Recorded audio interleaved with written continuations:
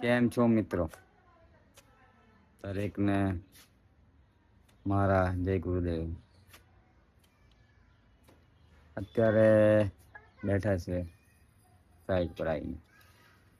કામ કઈ છે નહીં.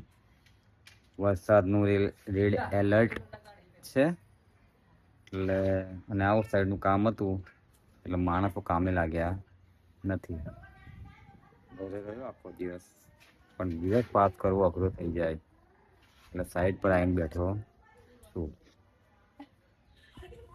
માણસો છે, ભરપૂર કામ છે, વરસાદ છે એટલે 2 દિવસથી રજાઓ પડે છે કામની. કાલે કોરું નીકળશે તો 99% કામ ચાલુ થઈ જશે. હવે કામ એ આપણી જીવનનું મેન ઉદ્દેશ થઈ ગયો એટલે એની વગર બીજા કોઈ વસ્તુમાં મજા આવતી નહીં.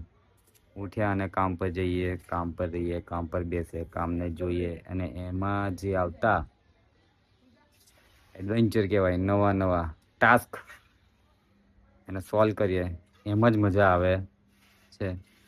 એક ઉંમર પછી છે ને બીજી બધી વસ્તુ ગૌણ થઈ જાય અને પરિવાર અને આપણું કામ એ આપણા મુખ્ય લક્ષ્ય કેવો કે ફોકસ એમાં આવી જતું હોય છે અને એમાં મજા પણ આવે ધીરે ધીરે.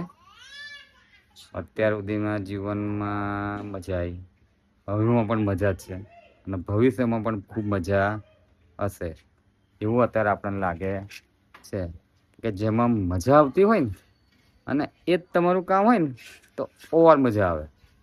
એટલું આપણે જોયું અને શીખ્યા. કર્મ હિ ધર્મ અને એમ જ મજા લેવાની. બીજી બધી વસ્તુઓ ગૌણ છે.